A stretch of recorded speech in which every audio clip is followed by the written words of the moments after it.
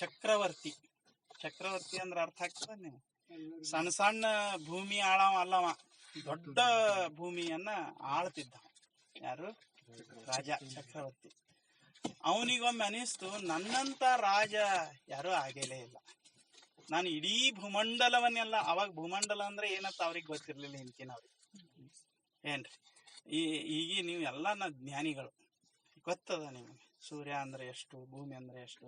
ಅವಾಗ ಒಂದು ಅಜ್ಞಾನದಾಗ ಸ್ವಲ್ಪ ಬದುಕ್ತಿದ್ರು, ಆ ದೃಷ್ಟಿಕೋನದಾಗ, ಭೌತಿಕ ಇದ್ರೊಳಗೆ. ಮತ್ ಸಾಧಕರಿದ್ದವರೆಲ್ಲ ಜ್ಞಾನಿಯಾಗಿರ್ತಿದ್ರು. ಆ ಮಾತು ಬೇರೆ, ಸಾಮೂಹಿಕವಾಗಿ ನಾ ಹೇಳ್ತಾ ಇರೋದು.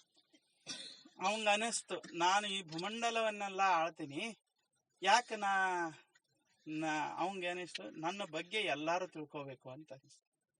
ಅವ ಏನ್ ವಿಚಾರ ಮಾಡಿದ, ಇಂತಲ್ಲಿ ನನ್ನ ಹೆಸರು ಬರಿಬೇಕಲ್ಲ, ಅದು ಖಾಯಂ ಉಳಿಬೇಕಂತ ಅವನು. ಬಹಳ ವಿಶೇಷ. ಅದು ಹಿಮಾಲಯದ ಎತ್ತರದ ಬೆಟ್ಟಿತ್ತು. ಅವ ಅಂದ, ಆ ಬೆಟ್ಟದ ಮ್ಯಾಲ ಹೋಗಿ ಕಲ್ಲು ಮ್ಯಾಲ ಬರೆದು ಬಿಟ್ರೆ ಮುಗ್ದ ಹೋಗ್ತಲ್ಲ, ಅಲ್ಲಿ ಹೋಗಿ ಯಾರು ಅಳ್ಕಸಾರ.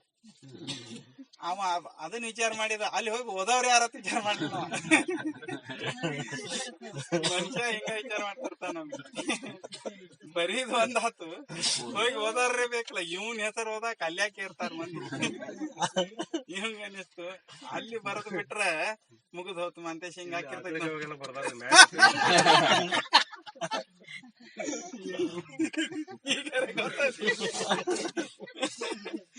ಆಮೇಲೆ ಅವ ಏನ್ ಮಾಡಿದ, ಉಳಿ ಇದು ಅದು ಇದು ಎಲ್ಲಾ ಇಸ್ಕೊಂಡು ಮ್ಯಾಲ ತ್ರಾಸ್ ಪಟ್ಟು ತಿಂಗಳಗಟ್ಲೆ ಏರಿದ. ಅವಂಗ ಒಟ್ಟು ಉತ್ಸಾಹ, ನನ್ನ ಹೆಸರು ಬರ್ಸ್ಬೇಕು. ಹೋಗಿ ಮ್ಯಾಲ ದೊಡ್ಡ ಬಂಡೆಗಲ್ಲದು, ಅಲ್ಲಿ ಬರೀ ಹೆಸರು ಅಂದ್ರು. ಅವ್ರಂದ್ರು, ಹೋಗಿ ಬರೀಲಾಕ್ ಹೋದ್ರು. ಅವ್ರಂದ್ರು, ಇದ್ರಾಗ ನಿಮ್ ಹೆಸರು ಬರೆಯಕ್ ಆಗುದಿಲ್ಲ ಅಂತಂದ್ರು. ಇವಂಗ ಗಾಬರಿ ಆತ. ಇವಂಗ ಅಲ್ಲ, ತಂದದ್ದೇ ಅದಕ್ಕೆ ತಂದೇವ್, ನೀನ್ ಯಾಕೆ ಬರಂಗಿಲ್ಲ ಸಿಟ್ಟಿಗೆ ಬಂದ.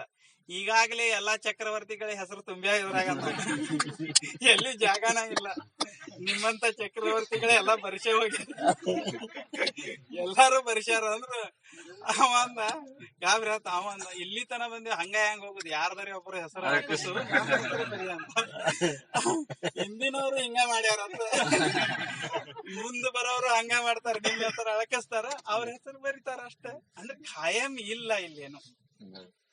ಯಾವ್ದ್ಯಾವ್ದು ನಾವ್ ಅಂತೀವಿ, ಇದು ಶುದ್ಧ ಆಗ್ಬೇಕಾಗಿತ್ತು, ಅದು ಶುದ್ಧ ಆಗ್ಬೇಕಾಗಿತ್ತು ಅಂತ ಬದುಕಿನ್ಯಾಗ ನಾವು ಶುದ್ಧ ಮಾಡಕ್ ಹೋಗ್ತೇವೆ. ಒಂದೊಂದ್ ಏನೋ ಬಹಳ ಗಟ್ಟಿ ಹಿಡದು. ಅವ್ರಂತಾರ ಋಷಿಗಳು, ಇದೆಲ್ಲಾ ನಮ್ ಕೈಯಾಗಿಲ್ಲ, ಶರಣರಾದ್ರೂ ಹೇಳೋದಷ್ಟೇ. ಇದು ಯಾರಪ್ಪ, ಎಲ್ಲಾ ಶಿವನ ಇಚ್ಛೆ ಇದೆ ಇದು ಅನ್ನೋದಿಲ್ಲ. ಏನ್ ಎಷ್ಟೆಷ್ಟೋ ವಚನಗಳದಾದ. ಮಾಡಿದೇನೆಂಬುದು ಮನದಲ್ಲಿ ಹೊಳೆದರೆ ಏಡಿಸಿ ಕಾಡಿತ್ತು ಶಿವನ ಡಂಗುರ. ಮಾಡಿದೇನೆನ್ನದಿರ ಲಿಂಗಕ್ಕೆ, ಮಾಡಿದೇನೆನ್ನದಿರ ಜಂಗಮಕ್ಕೆ. ಮಾಡಿದೇನೆಂಬುದು ಮನದಲ್ಲಿ ಇಲ್ಲದಿರೆ ಬೇಡಿದ ನೀವ ಕೂಡಲ್ಲ ಸಂಗಮ. ಎಷ್ಟು ಸರಳ ಸೂತ್ರ. ಬೇಡಿದ ನೀವ ಅಂದ್ರ ಸಂತೋಷವಾಗಿ ಇದ್ದ ಬಿಡ್ತೀನಿ ಅಂದಂಗ, ಬೇಡಿದ ನೀವ ಅಂದ್ರೆ ಏನೇನ್ ಕೊಡ್ತಾನಂತ ಲೆಕ್ಕ ಹಾಕುದಲ್ಲ ಮತ್ತೆ. ಆ ರೀತಿ ಅಂದ್ರ ಎಲ್ಲಾ ಕೊಟ್ಟ ಅದನ್ ಕೂಡಲ ಸಂಗಮ ದೇವ. ಏನ್ ಕೊಡ್ಬೇಕಿನ್ನ? ಚಲೋ ಕೈ ಕೊಟ್ಟಾನ್, ಚಲೋ ಕಾಲು ಕೊಟ್ಟಾನ್, ಏನ್ ಅದ್ಭುತ ನೋಡಾಕ್ ಕಣ್ಣು ಕೊಟ್ಟಾನ್, ಹೊರಗ್ ಸೌಂದರ್ಯ ಕೊಟ್ಟಾನ್.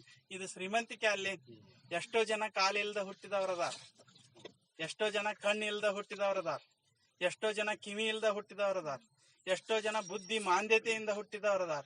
ನಮ್ಗೆ ಅವು ಯಾವ ಕ್ವಾಲಿಟೀಸ್ ಕಡಿಮೆ ಇಲ್ಲ, ಎಲ್ಲಾ ತುಂಬಿ ಕೊಟ್ಟಾನಂದ್ರ ನಾವು ಶ್ರೀಮಂತರಲ್ಲಿ. ಆದ್ರ ನಾವು ಬಡವ್ರ ಆಗ್ತೇವೆ. ಯಾಕಂದ್ರ ನಮಗ್ ಗೊತ್ತಿಲ್ಲ ಶರಣರ ಸಿದ್ಧಾಂತ.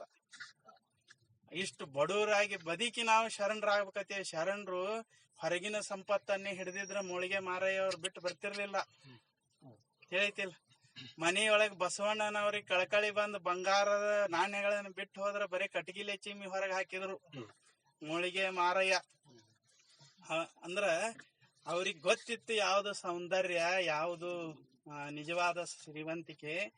ಅದನ್ನು ಒಂದಿಷ್ಟು ಅರ್ಥ ಮಾಡ್ಕೊಂಡೇವಿ ಅಂದ್ರ ನಾವು ಸಾಧಕರಾಗ್ಲಿಕ್ಕೆ ಬರ್ತದ. ಸಾಧಕರಾಗುದಂದ್ರೆ ಏನರೇ ಒಂದು ಮಾಡೋದಂತಲ್ಲ, ಈ ಸ್ಪಷ್ಟ ಸೂಕ್ಷ್ಮ ಸತ್ಯವನ್ನ ಅರ್ಥ ಮಾಡ್ಕೊಳ್ಳೋದು.